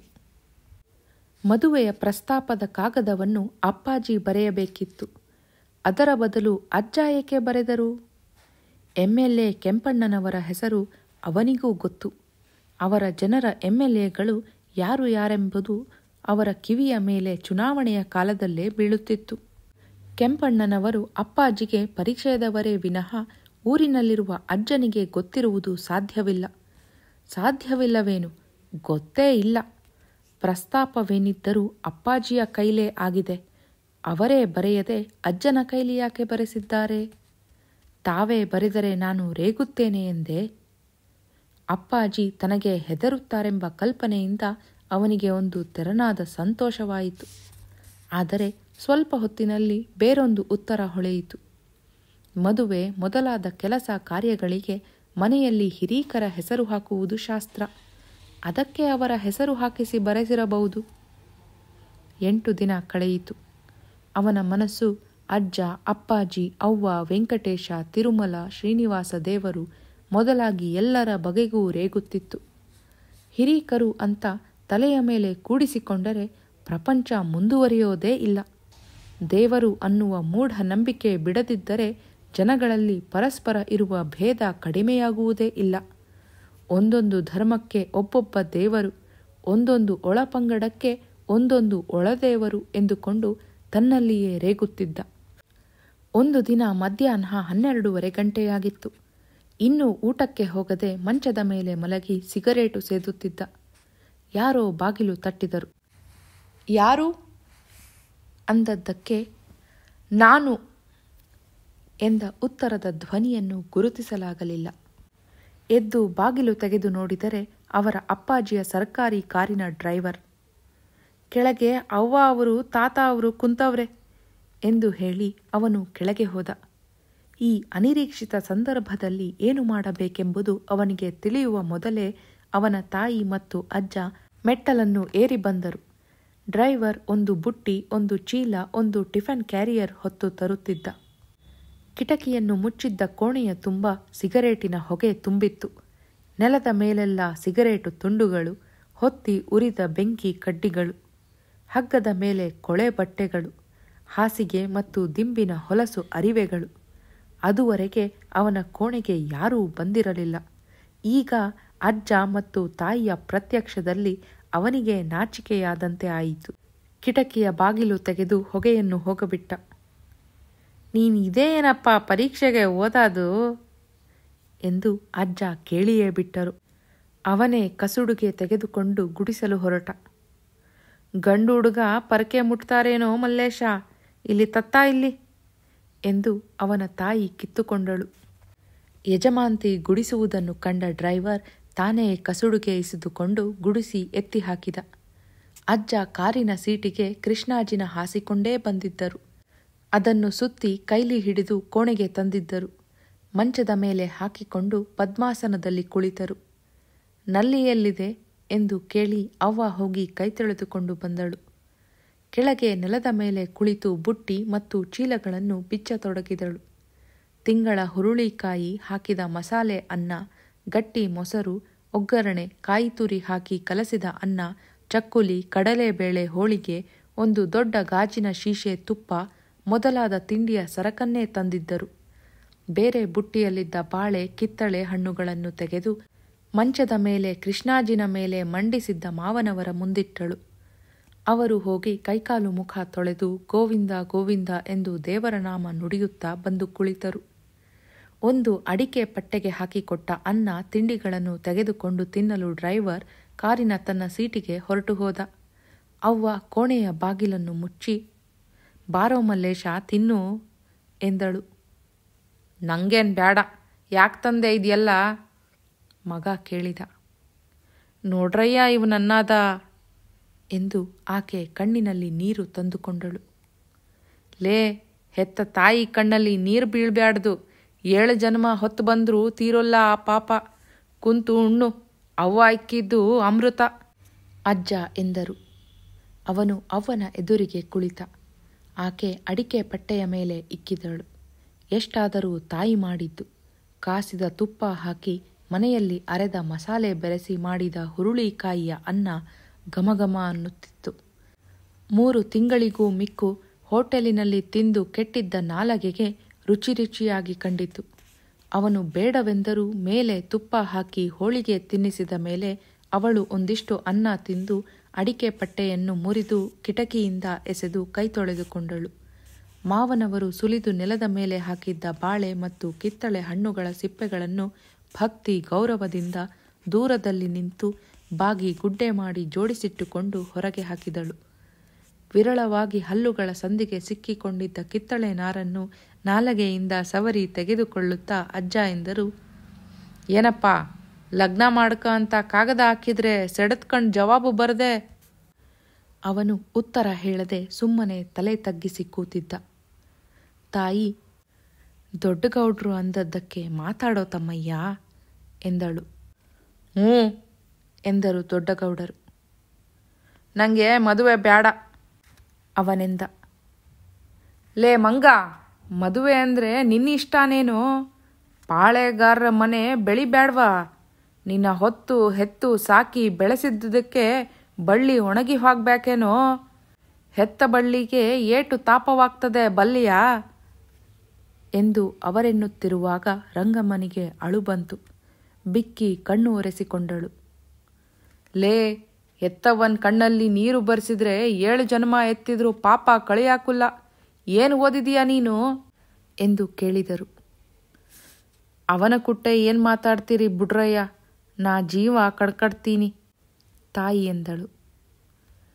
ಕಳ್ಕ ಅಂತ ಹೇಳಪ್ಪ, ನಾವು ಹೊಂಟೋಯ್ತೀವಿ ಯಜಮಾನರು ತೀರ್ಮಾನ ಹೇಳಿದರು. ಶ್ರೀನಿವಾಸನಿಗೆ ಕೋಪ ಉರಿಯುತ್ತಿತ್ತು. ಆದರೆ ಆಡಲು ಮಾತು ತಿಳಿಯುತ್ತಿರಲಿಲ್ಲ. ಅವನ ಅಜ್ಜನೇ ಹಾಗೆ, ಎಲ್ಲಿಯೂ ದರ್ಪ, ಪಾಳೆಗಾರರ ದರ್ಪ. ಅವ್ವ ಜೀವ ಕಳೆದುಕೊಳ್ಳುತ್ತಾಳಂತೆ, ಇವಳಿಗೆ ಏನು ಮಾಡಬೇಕು? ಕಳ್ಕೋ ಅಂದು ಬಿಡೋಣವೇ? ಆದರೆ ಮಾತೃಹತ್ಯಾ ದೋಷ ಮಹಾಪಾಪ. ಅಜ್ಜ ಹೇಳಿದರು ಅಂತ ಮಾತ್ರವಲ್ಲ, ಅದು ನಿಜವಾಗಿಯೂ ಪಾಪ. ಆದರೆ ಅವ್ವ ಹೀಗೆ ಯಾಕೆ ಹಠ ಮಾಡಬೇಕು? ಅವಳೆಂದಳು. ಕೆಂಪಣ್ಣಾರ ಮಗಳನ್ನ ಮಾಡ್ಕ ಅಂತ ನಾವು ಹೇಳಕ್ಕಿಲ್ಲ. ನೀನು ಯಾವ ಹೆಣ್ಣು ನೋಡಿ ವೈನ ಅಂದ್ರೂ ಸೈ. ಕೆಂಪಣ್ಣಾರ ಮಗಳ ನಾವೆಲ್ಲ ನೋಡಿದ್ದೀವಿ. ಸಿನಿಮಾದ ಹುಡುಗಿಯೂ ಹಂಗಿರಾಕಿಲ್ಲ. ಕರೆದ ಹಾಲಿನ ಹಂಗೆ ಬೆಳ್ಳಗವಳೆ, ತೆಳ್ಳಗೆ ಬಳುಕ್ತಾಳೆ. ಯಾವ ಹಾರುವರ ಹೆಣ್ಣು ಬೇಕು ಅವಳ ಮುಂದೆ? ನೀನು ಬರೀ ನೋಡು ಒಂದು ಪಾಟಿಗೆ, ಆಮೇಲೆ ಒಲ್ಲೆ ಅಂದರೆ ಇನ್ನೊಂದು ಹೆಣ್ಣ ನೋಡಾನ. ಅವನು ಒಲ್ಲೆ ಅಂದರೆ ಆಕಿರ ಮಾತು ಅಂತ ದೊಡ್ಡಗೌಡ್ರೆ ಅಂದವ್ರೆ ಅಲ್ವೇನ್ರಯ್ಯ ಎಂದು ಮಾವನವರ ಮುಖ ನೋಡಿದಳು. ಇದು ರಾಜ್ಯ ಆಳಿದ ಮನೆ. ರಾಜ್ಕುಮಾರಿ ಹಂಗಿಲ್ಲದ ಹೆಣ್ಣು ನಾವು ತರಾಕಿಲ್ಲ. ಅವರೆಂದರು. ನೀನು ಯಾವತ್ತು ಬತ್ತಿ ಹೇಳು, ಹೆಣ್ಣು ನೋಡಾಕುವಾಗನ. ಈಣೆ ಹಿಡ್ಕೊಂಡು ಅವಳು ಹಾಡು ಹೇಳಿದ್ರೆ ಸಿನಿಮಾದಲ್ಲೂ ಇಲ್ಲ. ನೀನು ಒಲ್ಲೆ ಅನ್ಬೇಡ ಕಣೋ ಮಲ್ಲೇಶ ಎಂದು ಆಕೆ ಮತ್ತೊಮ್ಮೆ ಕಣ್ಣೀರು ಹಾಕಿದಳು. ಹೆಂಗಿದ್ರೂ ನನಗೆ ಬೇಡ ಅವನೆಂದ. ಮಂಗನನ್ನ ಮಗನೇ, ದೊಡ್ಡವರು ಗರ್ಜಿಸಿದರು. ಮಾಣಿಕ್ಯ ಎದುರಿಗಿಟ್ಟು ತಗೊಳ್ಳೋ ಅಂದರೆ ಬೇಡ ಅಂತೀಯ. ಒಂದು ಸಲ ಕಣ್ಬಿಟ್ಟು ನೋಡಿ ಒಲ್ಲೆ ಅನ್ನು, ಆಮೇಲೆ ನಿನ್ನ ಹಣೆ ಬರಾವು. ಈಗ ಬೆಂಗಳೂರಿಗೆ ಹೋಗೋಣ ನಡಿ, ಒತ್ತಾಯ್ತದೆ. ಅವನು ವಿರೋಧಿಸಿದರೂ ಅವರು ಬಿಡಲಿಲ್ಲ. ಕೋಣೆಯ ಬಾಗಿಲಿಗೆ ಬೀಗ ಹಾಕಿಕೊಂಡು ದೊಡ್ಡ ಯಜಮಾನರೇ ಕೈ ಹಿಡಿದು ಕಾರಿನಲ್ಲಿ ಕೂರಿಸಿದರು. ಸಂಜೆಯ ಹೊತ್ತಿಗೆ ಅವರು ಬೆಂಗಳೂರು ಮುಟ್ಟಿದರು. ಅದೇ ಸಂಜೆ ಅವನ ಅಪ್ಪಾಜಿ ಮಂಡ್ಯಕ್ಕೆ ಟ್ರಂಕ್ ಕಾಲ್ ಮಾಡಿದರೆಂದು ತೋರುತ್ತದೆ. ಮರುದಿನ ಬೆಳಗ್ಗೆ 9 ಗಂಟೆಯ ಹೊತ್ತಿಗೆ ಕೆಂಪಣ್ಣನವರು ಥಳಥಳ ಹೊಳೆಯುವ ತಮ್ಮ ದೊಡ್ಡ ಶೆವರ್ಲೆ ಕಾರಿನಲ್ಲಿ ಬಂದರು. ಇವನು ಇದ್ದ ರೂಮಿಗೆ ಬಂದು ಅಪ್ಪಾಜಿ, ಅವರೆದುರಿಗೆ ಮಂಕಾಗಿರಬೇಡ, ಎದ್ದು ಶೇವ್ಗೀವ್ ತಗೊಂಡು ಸರಿಯಾಗಿ ಡ್ರೆಸ್ ಮಾಡ್ಕ ಎಂದರು. ಇವರ ಕಾರು ಜೊತೆಯಲ್ಲಿ ಹೊರಟಿತು. ಎಲ್ಲರೂ ಮಧ್ಯಾಹ್ನ 12:30 ಹೊತ್ತಿಗೆ ಮಂಡ್ಯ ತಲುಪಿದರು. ಕೆಂಪಣ್ಣನವರದು ಅರಮನೆಯಂತಹ ಬಂಗ್ಲೆ. ಮನೆಯಲ್ಲಿ ಬ್ರಾಹ್ಮಣ ಅಡುಗೆಯವರು. ಸೋಫಾ, ರೆಫ್ರಿಜರೇಟರ್ ಮುಂತಾಗಿ ಆಧುನಿಕ ಸಲಕರಣೆಗಳಿಂದ ತುಂಬಿದ ಗೃಹವ್ಯವಸ್ಥೆ. ತಿರುಮಲಾಪುರದ ಇವರ ಮನೆಯಲ್ಲೇ ಅವೆಲ್ಲ ಇಲ್ಲ. ಮಂಡ್ಯ ಎಷ್ಟಾದರೂ ಜಿಲ್ಲಾ ಸ್ಥಳ. ಅವರು ಸಕ್ಕರೆ ಕಾರ್ಖಾನೆಯ ಆಡಳಿತ ಸಮಿತಿಯ ಸದಸ್ಯರು. ಊಟವಾದ ಮೇಲೆ ಹೆಣ್ಣು ತೋರಿಸಿದರು. ಮಹಡಿಯ ಮೇಲಿನ ಹಜಾರದಲ್ಲಿ ಹಾಕಿದ್ದ ಸೋಫಾಗಳ ಮೇಲೆ ಶ್ರೀನಿವಾಸ, ಅವನ ತಾಯಿ, ತಂದೆ ಮತ್ತು ದೊಡ್ಡಗೌಡರನ್ನು ಕೂರಿಸಿದರು. ಎದುರಿನ ಒಂದು ಡೈವಾನ್ ಮೇಲೆ ರತ್ನಗಂಬಳಿ ಹಾಕಿ ಒಂದು ವೀಣೆ ಇಟ್ಟಿದ್ದರು. ಒಳಭಾಗದ ತೆರೆಯನ್ನು ಸರಿಸಿಕೊಂಡು 2 ಹೆಣ್ಣು ಮಕ್ಕಳು ಬಂದರು. ಹಿರಿಯಳು 2 ಮಕ್ಕಳ ತಾಯಿಯಂತಿದ್ದಳು. ಚಿಕ್ಕವಳು ಬಂದು ಡೈವಾನ್ ಮೇಲೆ ಕೂತಳು. ಆಗಲೇ ಶ್ರುತಿ ಮಾಡಿದ್ದ ವೀಣೆಯ ತಂತಿಯನ್ನು ಮತ್ತೆ ಶ್ರುತಿ ಮಾಡಿಕೊಂಡು ಒಂದು ಮೀಟು ಕೊಟ್ಟಳು. ತಂತಿ ಝುಯಿ ಎಂದಿತು. ತಾಳಕ್ಕೆ ತಕ್ಕಂತೆ ಬಾರಿಸಿಕೊಂಡು, ನಿನ್ನ ವಿನ ಅನ್ಯರ ಕಾಣೆನು ವಾರಿಜಾನಯನ ಎಂದು ಹಾಡಲು ಪ್ರಾರಂಭಿಸಿದಳು. ತಾವು ಮೊದಲ ಸಲ ಬಂದ ದಿನವೂ ಈ ಹಾಡನ್ನೇ ಕೇಳಿದ್ದ ರಂಗಮ್ಮ ಮೆಚ್ಚುಗೆಯಿಂದ ಮಗನ ಕಡೆ ನೋಡಿದಳು. ತೆಳ್ಳನೆಯ ಮೈಕಟ್ಟು, ಹಾಲು ಬಿಳುಪಿನ ಬಣ್ಣ, ತುಸು ಕೋಲು ಮುಖ, ಎಡಗಡೆಗೆ ಬೈತಲೆ, ಸ್ವಲ್ಪ ಬೊಚ್ಚನಿಸುವಂತಹ ಬಾಯಿ, ಹಣೆಗೆ ಅಗಲವಾಗಿ ಇಟ್ಟ ಹುಡಿ ಕುಂಕುಮ. ಶ್ರೀನಿವಾಸನಿಗೆ ನರ್ಗೀಸಳ ಚಿತ್ರ ಕಣ್ಣು ಮುಂದೆ ಬಂತು. 1 ವಾರದ ನಂತರ ಕೆಂಪಣ್ಣನವರು ಬೆಂಗಳೂರಿಗೆ ಬಂದರು. ಕಾಂಗ್ರೆಸ್ಸಿಗರಾದರೂ ಅವರು ಬಿಳಿ ಟೋಪಿ ಹಾಕುವವರಲ್ಲ. ಘನವಾಗಿ ಸರ್ಚ್ ಕೋಟು ಧರಿಸಿ ಆಸ್ಥಾನಕ್ಕೆ ಶೋಭಿಸುವ ಜರಿಪೇಟೆ ಸುತ್ತುತ್ತಾರೆ. ಅವರ ವ್ಯಕ್ತಿತ್ವಕ್ಕೆ ಆ ವೇಷವೇ ಹೊಂದುತ್ತದೆ. ಮದುವೆ ಯಾವ ರೀತಿ ನಡೆಯಬೇಕು ಎನ್ನುವ ಬಗೆಗೆ ಮಂತ್ರಿಗಳಿಗೂ MLAಗಳಿಗೂ ಸ್ವಲ್ಪ ಚರ್ಚೆ ನಡೆಯಿತು. ಕೊಡುವ ಬಿಡುವ ಬಗೆಗೆ ಇವರೇನೂ ಕೇಳಲಿಲ್ಲ. ಸಕ್ಕರೆ ಕಾರ್ಖಾನೆಯ ದಣಿಯನ್ನು ಸಿಹಿಗಾಗಿ ಕೇಳುವುದೇಕೆ ಎಂದು ಮಂತ್ರಿಗಳು ಆ ವಿಷಯ ಎತ್ತಲೇ ಇಲ್ಲ. ಅವರ ಪ್ರಶ್ನೆ ತತ್ವಕ್ಕೆ ಸೇರಿದುದು. ಬ್ರಾಹ್ಮಣ ಪುರೋಹಿತರನ್ನು ಕರೆಸಿ ಅವರು ಸುಲಗ್ನ ಸಾವಧಾನ ಹೇಳಿ ಮೇಲೆ ಬಳಗದವರು ಧಾರೆಗೆ ಹಾಲು ನೀರು ಬಿಟ್ಟು ಆಮೇಲೆ ಗಂಡು ಹೆಣ್ಣುಗಳು ಬೂವ ಉಣ್ಣುವುದು ತಿರುಮಲಾಪುರದ ಕಡೆಯ ಪದ್ಧತಿ. ಆದರೆ ಬ್ರಾಹ್ಮಣರನ್ನು ಕರೆಸದೆಯೇ ಮದುವೆ ಮಾಡಬೇಕೆಂಬುದು ಮಂತ್ರಿಗಳ ಅಭಿಮತವಾಗಿತ್ತು. ಮದ್ರಾಸಿನಲ್ಲಿ BL ಓದುವಾಗಲೇ ಅವರು ಈ ಅಭಿಪ್ರಾಯವನ್ನು ರೂಪಿಸಿಕೊಂಡಿದ್ದರು. ಅದೇ ಮಾತನ್ನು ತಮ್ಮ ಹಳ್ಳಿಯ ಕಡೆಯ ರೈತಾಪಿ ಮುಖಂಡರ ಕೈಲೂ ಹೇಳಿ ಬಳಗಧಾರೆಯನ್ನು ಪ್ರೋತ್ಸಾಹಿಸಿದ್ದರು.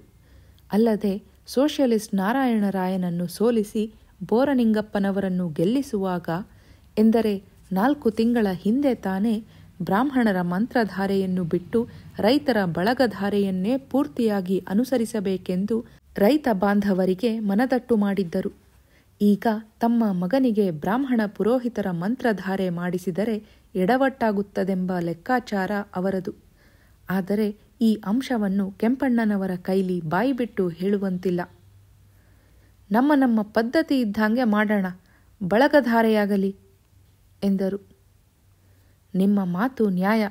1000 ಸಮಸ್ತರು ಹಾಲು ಬಿಟ್ಟರೆ ಧಾರೆ. ಹಾಲಿಲ್ಲದೆ ರೈತರ ಮದುವೆ ಹೆಂಗೆ ಆಗುತ್ತೆ? ಕೆಂಪಣ್ಣನವರು ಅಂದರು. ಆದರೆ ಕಾಲ ಆಧುನಿಕವಾಗ್ತಿದೆ. ನಾವು ಹಿಂದೆ ಬಿದ್ದರೆ ಬ್ರಾಹ್ಮಣರು ನಮ್ಮನ್ನೇ ಆಡ್ಕಂತಾರೆ.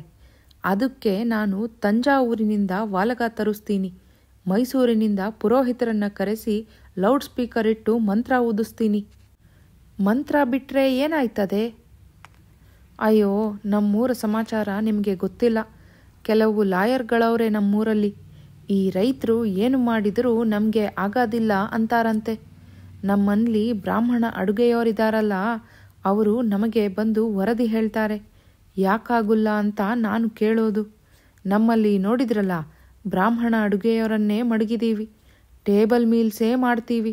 ನಮ್ಮ ದೇವರ ಮನೆ ನೋಡಿದ್ರಲ್ಲ, ಬ್ರಾಹ್ಮಣ ದೇವರ ಮನೆ ಇದ್ದಂಗೆ ಮಾಡಿದ್ದೀವಿ, ಅವರ ತಲೆ ಮ್ಯಾಲೆ ಹೊಡೆದಂಗೆ. ಮಂತ್ರವಿಲ್ಲದೆ ಮದುವೆ ಮಾಡಿದರೆ ಅವರು ಆಡ್ಕೊಳಕ್ಕಿಲ್ವಾ? ಅದು ನ್ಯಾಯ. ಆದರೆ ಅವರ ಜಾತಿ ಪುರೋಹಿತರನ್ನ ಕರೆಸ್ಬೇಕಲ್ಲ.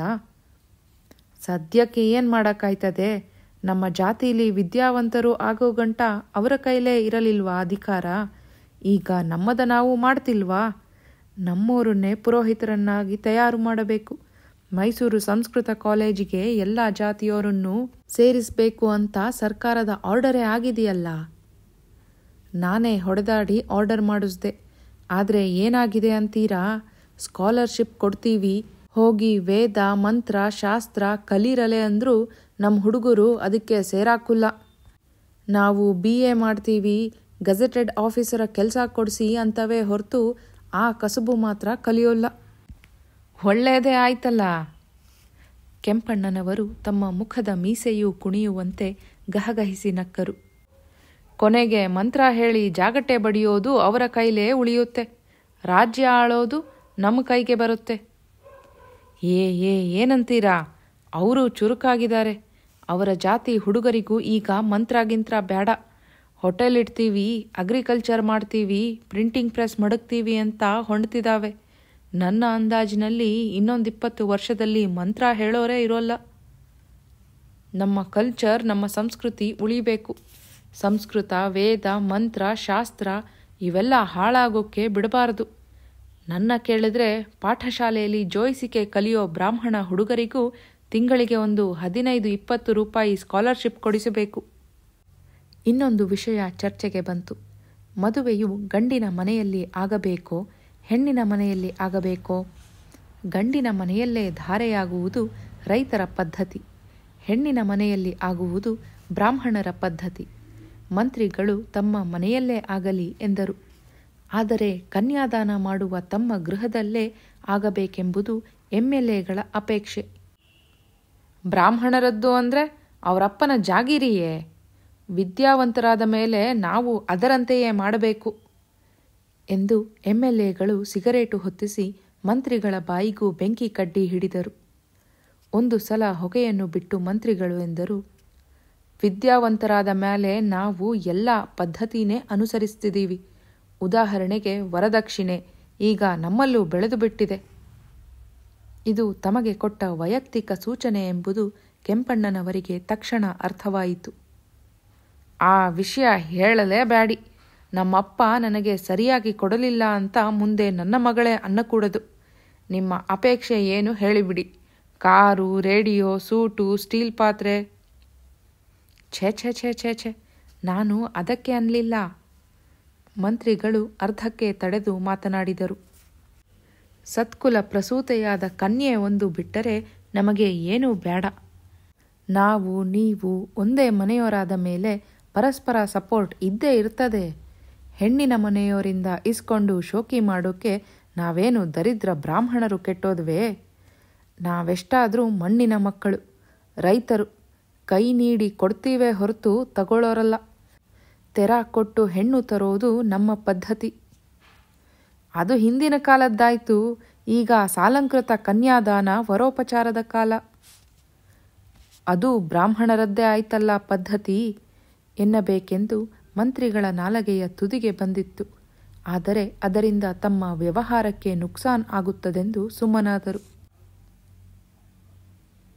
ತನ್ನ ತಂಗಿ ಮತ್ತು ತಿರುಮಲೇಶ ಗೌಡನ ಮದುವೆಯ ಬಗೆಗೆ ಮಾತ್ರವಲ್ಲ, ಸದ್ಯದಲ್ಲೇ ಅವನಿಗೆ ಒಂದು ದಿಮ್ಮನೆಯ ಕುಳದ ಮಗಳ ಜೊತೆ ಮದುವೆಯಾಗುತ್ತದೆಂಬ ಬಗೆಗೂ ವೆಂಕಟೇಶನಿಗೆ ಅನುಮಾನವಿರಲಿಲ್ಲ. ಆ ಸುತ್ತಿನಲ್ಲಿ ಯಾರ ಸ್ವಭಾವ ಹೇಗೆ, ಯಾರ ಉಸಿರಿನ ವಾಸನೆ ಎಂಥದು ಎಂಬುದನ್ನು ಅಂತಃಸ್ಫುರಣೆ ಎಂಬಷ್ಟು ಸಲೀಸಾಗಿ ಅವನು ಹೇಳಬಲ್ಲವನಾಗಿದ್ದ. ಈ ಗೌಡ ಹುಡುಗನ ಜೊತೆ ನನ್ನ ತಂಗಿಯ ಮದುವೆಯಾಗುವುದನ್ನು ತಪ್ಪಿಸಲು ಅವನು ಸಾಧ್ಯವಾದಷ್ಟು ಪ್ರಯತ್ನ ಮಾಡಿದ್ದ. ಈ ಬಗೆಗೆ ಊರಿನ ಬ್ರಾಹ್ಮಣರಲ್ಲಿ ಯಾವ ಯಾವ ಒಳಪಂಗಡದವರು ಏನೇನು ಟೀಕೆ ಮಾಡುತ್ತಾರೆಂಬುದು ಅವನ ಕಲ್ಪನೆಗೆ ಬರುತ್ತಿತ್ತು. ಕಂಡೋರ ಬಾನೀಲಿ ಕುಡಿಯುಕ್ಕೆ ಹೋದ ಮಳಕ ಕೆಟ್ಟೀತೆ ವಿನಃ ಹೋರೀಕರಿಗೇನು, ಹೊಸ ಹಳ್ಳಿಕಾರ ಮಳಕವೇ ಸಿಕ್ತು ಎಂದು ಬೇಸಾಯ ಕಸುಬಿನ ಸುಬ್ಬರಾಯರು ಅಂದುಕೊಳ್ಳುತ್ತಾರೆ. ಸ್ಮಾರ್ತರು ತಲೆ ತಗ್ಗಿಸೋ ಹಾಗಾಯ್ತು ಎಂದು ಎದುರು ಮನೆಯ ಕುಪ್ಪಣ್ಣಯ್ಯಂಗಾರರು ಹೆಂಡತಿಯ ಕೈಲಿ ಹೇಳಿಕೊಂಡು ಹಿಗ್ಗುತ್ತಾರೆ. ಪ್ರಚ್ಛನ್ನ ಬೌದ್ಧರಿಗೆ ಇನ್ನೇನಾಗಬೇಕು ಎಂದು ವೆಂಕಣ್ಣಾಚಾರ್ಯರು ಒಳಗೆ ತೃಪ್ತಿಪಟ್ಟುಕೊಳ್ಳುತ್ತಾರೆ. ತಿರುಮಲೇಶನ ಜೊತೆ ಮದುವೆ ತಪ್ಪಿದುದರಿಂದ ವೆಂಕಟೇಶನಿಗೆ ದೊಡ್ಡ ಹೊರೆ ಇಳಿದಂತೆ ಆಗಿತ್ತು. ಆದರೆ ಇಷ್ಟು ಬೇಗ ತಿರುಮಲೇಶನಿಗೆ ಬೇರೆ ಮದುವೆ ನಿಶ್ಚಯವಾದದ್ದನ್ನು ತಿಳಿದು ಅವನಿಗೆ ಕೆಡುಕೆನಿಸಿತು. ಅದು ತನಗೂ ತನ್ನ ಮನೆಗೂ ಆಗುತ್ತಿರುವ ಅಪಮಾನವೆನಿಸಿತು. ಅವರ ಜಾತಿಯ ಹೆಣ್ಣಿನ ಜೊತೆ ಅವನ ಮದುವೆಯಾಗುತ್ತಿರುವುದು ಮುಂದೆ ಎಂದೆಂದಿಗೂ ಇವರು ದೂರ ಹೋದಂತೆ ಎಂಬ ವ್ಯಾವಹಾರಿಕ ಸಮಾಧಾನದ ಜೊತೆಗೆ ಇದೇ ಮದುವೆಯಿಂದ ತಾವು ಧಿಕ್ಕರಿಸಲ್ಪಟ್ಟವರೆಂಬ ಭಾವನೆ ಬರುತ್ತಿತ್ತು. ಆದರೆ ತನ್ನ ಮನೆಯ ಮರ್ಯಾದೆ ಉಳಿಸಲು ತಾನು ಏನು ಮಾಡಬಹುದು?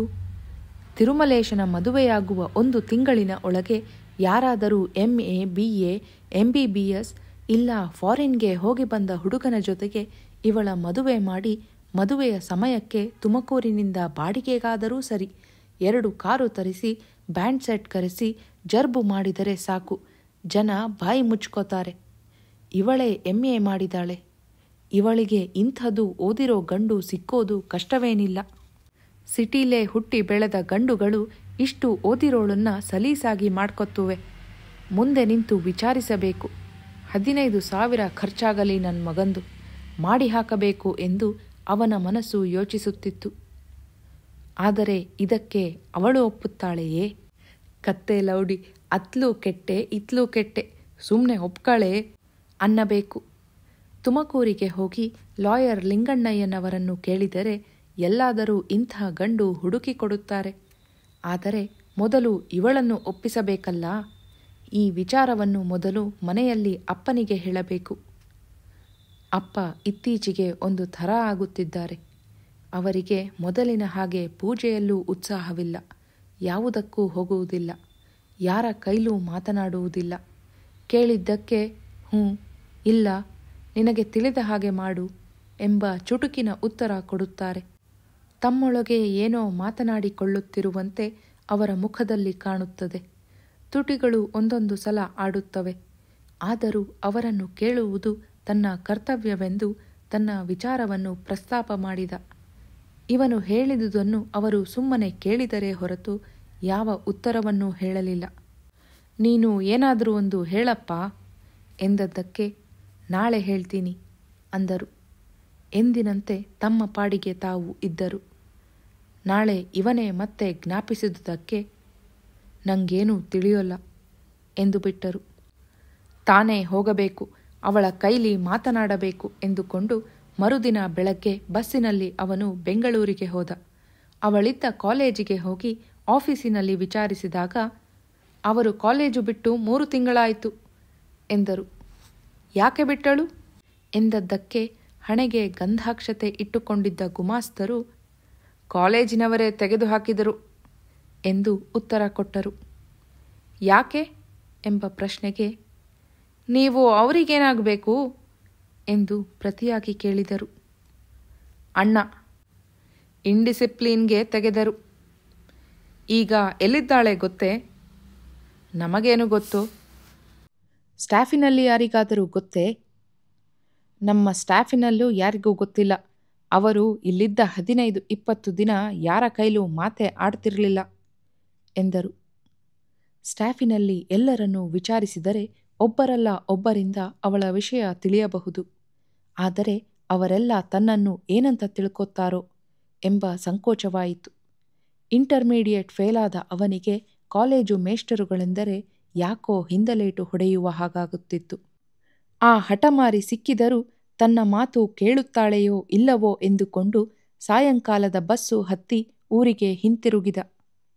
ಮರುದಿನ ಬೆಳಗ್ಗೆ ಮಂತ್ರಿಗಳ ಕಾರು ಬಂದದ್ದನ್ನು ಹೋಟೆಲಿನಲ್ಲಿ ಕುಳಿತಿದ್ದ ಅವನೇ ನೋಡಿದ. ಹಿಂಭಾಗದ ಸೀಟಿನಲ್ಲಿ ಮಂತ್ರಿಗಳು, ಅವರ ಹೆಂಡತಿ ಕುಳಿತಿದ್ದರು. ಅವರು ಮನೆ ತಲುಪಿದ 1 ಗಂಟೆಯಲ್ಲಿ ಅವರ ಮನೆಯ ಆಳು ಬಂದು ಇವನನ್ನು ಮೇಲಣ್ಣಗೌಡರು ಕರೀತಾರೆ ಎಂದ. ಅವರು ಯಾವ ವಿಷಯ ಕೇಳಬಹುದು, ಅದಕ್ಕೆ ತಾನು ಯಾವ ಉತ್ತರ ಕೊಡಬೇಕು ಎಂದು ಯೋಚಿಸುತ್ತಾ ಇವನು ನಡೆದ. ಮಂತ್ರಿಗಳು ಮಹಡಿಯ ಮೇಲಿನ ಅಂಗಳದಲ್ಲಿದ್ದರು. ಅದು ದೊಡ್ಡಗೌಡರ ಪೂಜೆಯ ಸಮಯ. ಮಂತ್ರಿಗಳು ಇವನನ್ನು ಎಂದಿನ ಉಕ್ಕು ನಗೆಯಿಂದ ಬರಮಾಡಿಕೊಂಡರು.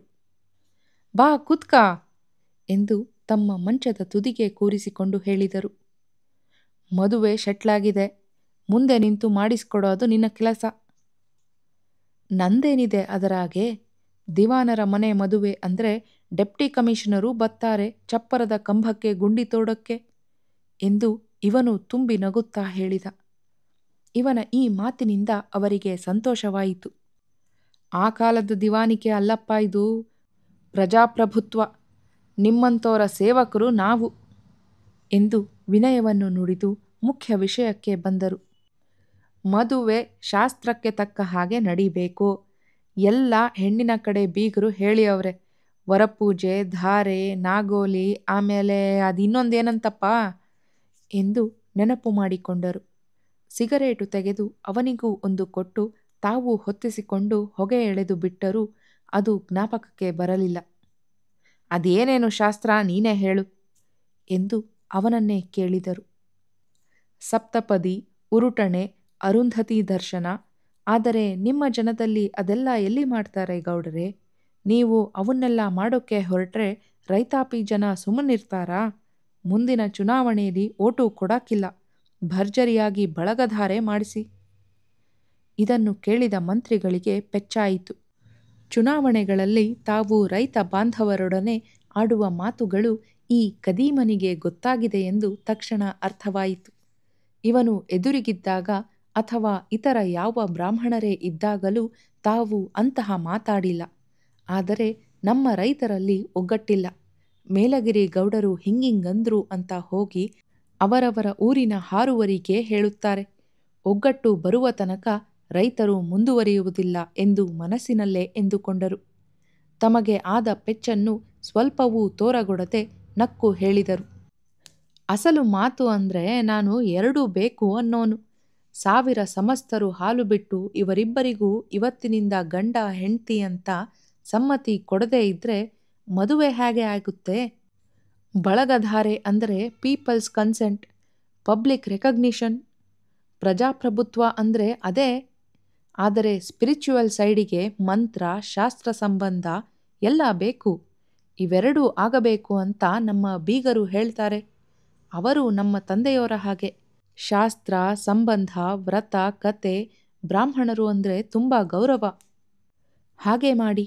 ಯಥಾ ರಾಜ ತಥಾ ಪ್ರಜಾ. ನಮ್ಮನೆ ಪುರೋಹಿತರು ನೀವು.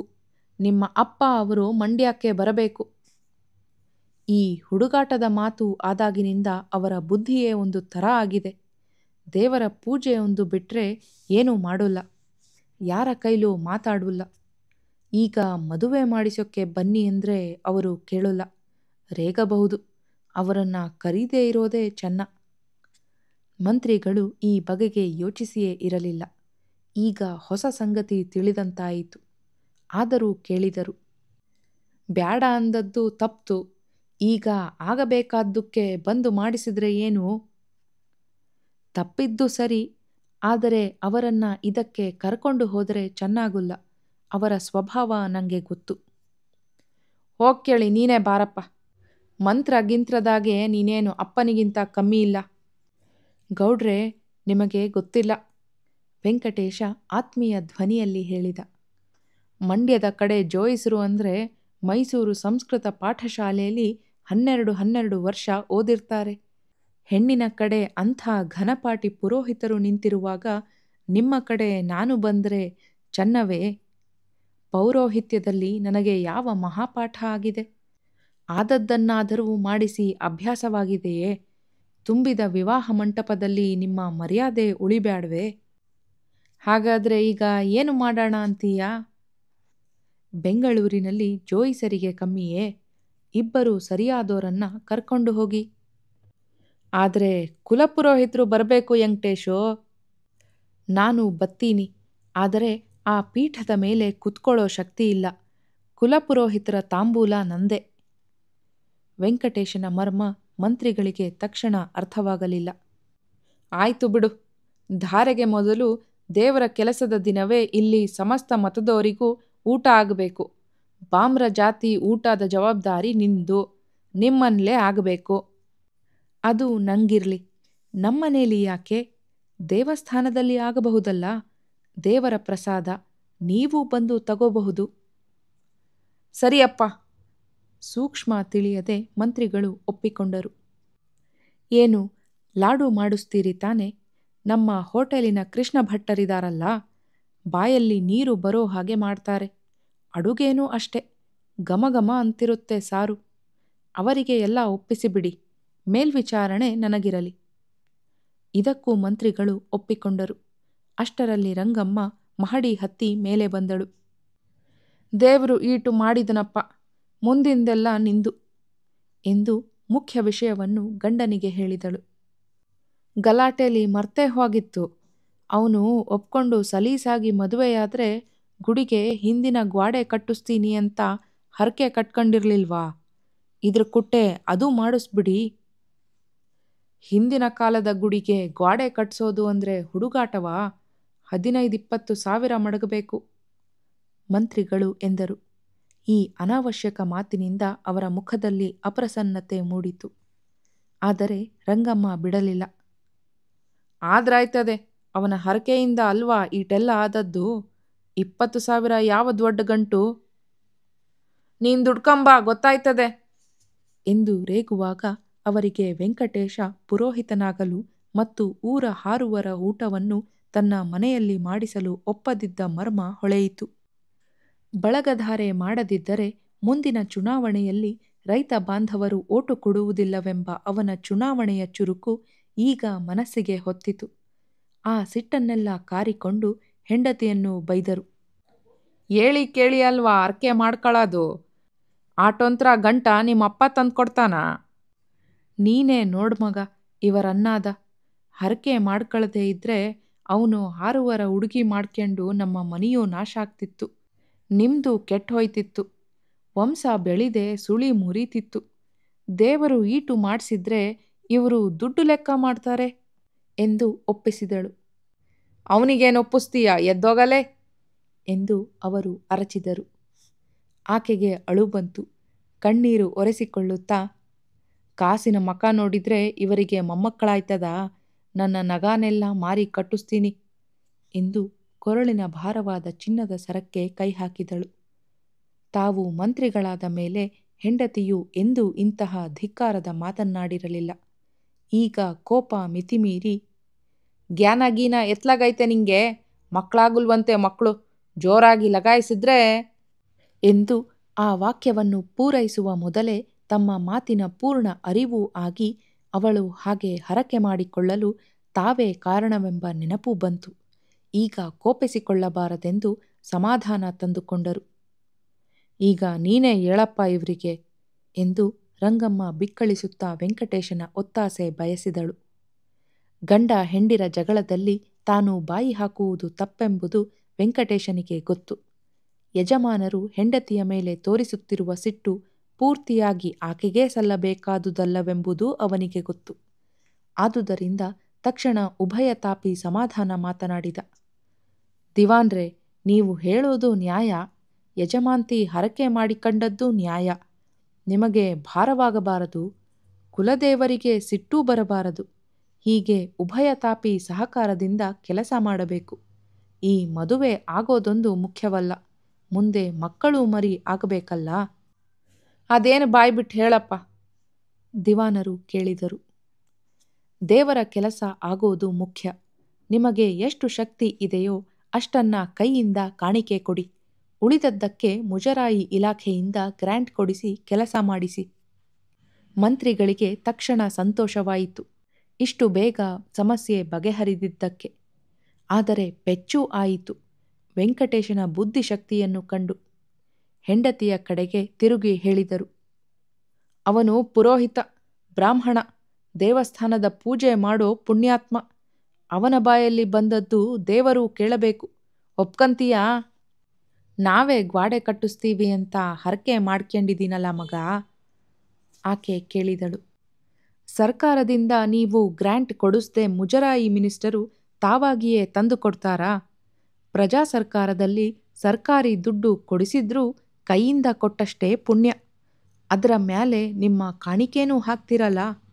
101 ರೂಪಾಯಿ ಕೊಡಿ. ಗ್ವಾಡೆ ಮುಗಿದ ದಿನ ಪಂಚಾಮೃತದ ಅಭಿಷೇಕ ಮಾಡಿಸಿ. ಏನು ದಿವಾನ್ರೇ? ನಿನ್ನ ಮಾತು ನ್ಯಾಯ. ಪುರಾತನ ಕಾಲದಿಂದ ಬಂದ ದೇವಸ್ಥಾನ ಬೀಳೋ ಸ್ಥಿತಿಲಿದೆ. ಮುಜರಾಯಿ ಇಲಾಖೆಯವರು ತಕ್ಷಣ ರಿಪೇರಿ ಮಾಡಿಸದೆ ಇದ್ರೆ ಹಾಳಾಗುತ್ತೆ. ತಕ್ಷಣ ಇದರ ಹಿಂದಿನ ಗೋಡೆ ರಿಪೇರಿ ಮಾಡಿಸ್ಬೇಕು ಅಂತ ನೀನು ಒಂದು ಅರ್ಜಿ ಬರೆದು ಗ್ರಾಮದ 10 ಜನದ ರುಜು ಹಾಕಿಸಿ ಕೊಡು. ಮುಜರಾಯಿ ಮಂತ್ರಿಗಳಿಗೆ ಕೊಡಿಸಿ ಮುಂದಿನ ಕೆಲಸ ಮಾಡಿಸ್ತೀನಿ. ವೆಂಕಟೇಶ ಅನಂತರ ಅವರ ಆರೋಗ್ಯ ವಿಚಾರಿಸಿದ.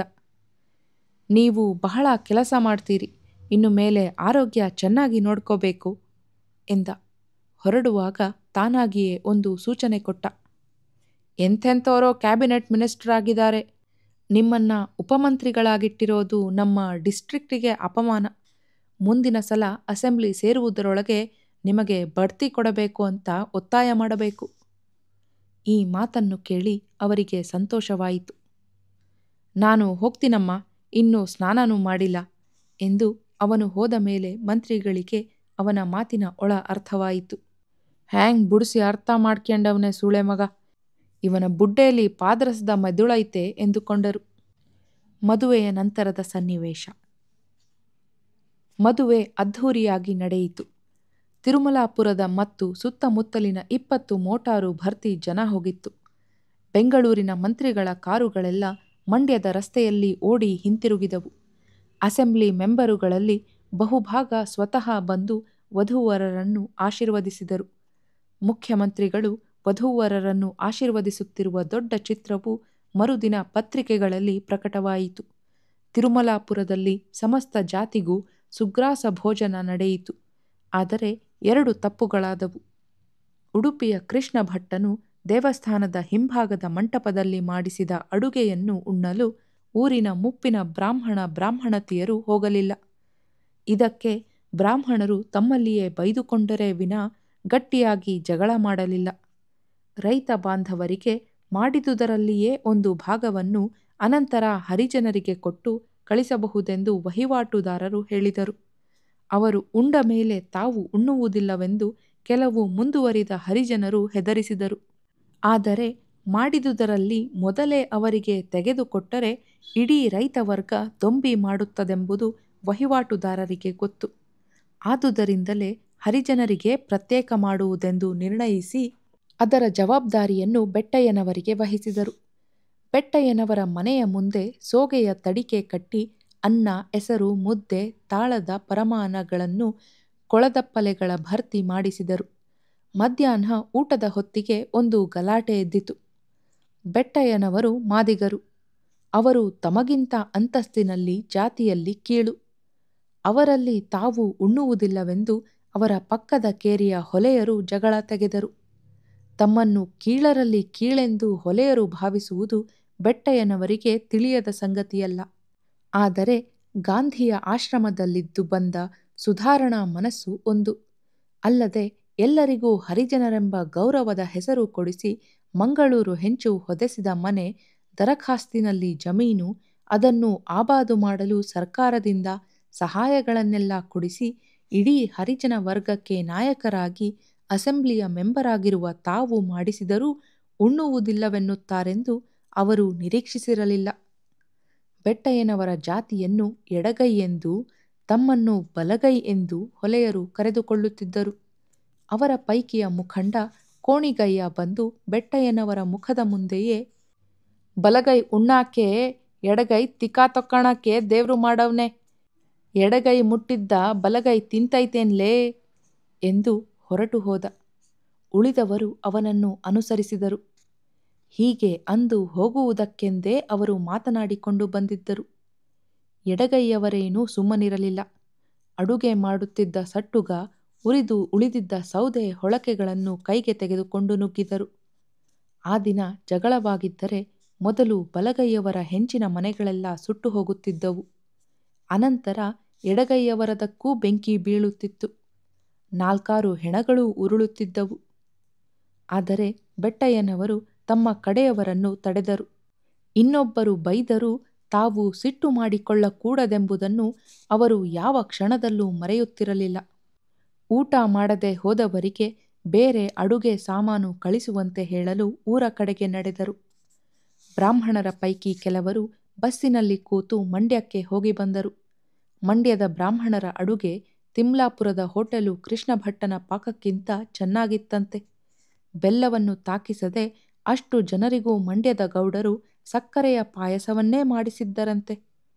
ಅವರ ಮನೆ ಮದುವೆಯಲ್ಲಿ ಹೇಳಿದಷ್ಟು ಚೆನ್ನಾಗಿ ಮಂತ್ರಾನ ಯಾವ ಬ್ರಾಹ್ಮಣರ ಮದುವೆಯಲ್ಲೂ ಕೇಳಲಿಲ್ಲ ಎಂದು ಒಬ್ಬರು ವರದಿ ಹೇಳಿದಾಗ ಕೆಳಗಿನ ಮನೆ ಸೂರಪ್ಪನವರು, ಪಟ್ಟಣವಾಸದ ಪುರೋಹಿತರು ಅಂದರೆ ಏನಂತೀರಿ? ಹೇಲು ಮೇಲೆ ಅರೆಕಾಸು ಹಾಕಿ ನಾಲ್ಗೇಲಿ ಎತ್ತಿಕೊಂಡ್ರೆ ನಿನಗೆ ಅಂದರೆ ಎತ್ತಿಕೊಂಡೇ ಬಿಡ್ತಾರೆ. ಮಂತ್ರ ಹೇಳದೆ ಏನು ಮಾಡಿಯಾರೋ ಎಂದರು.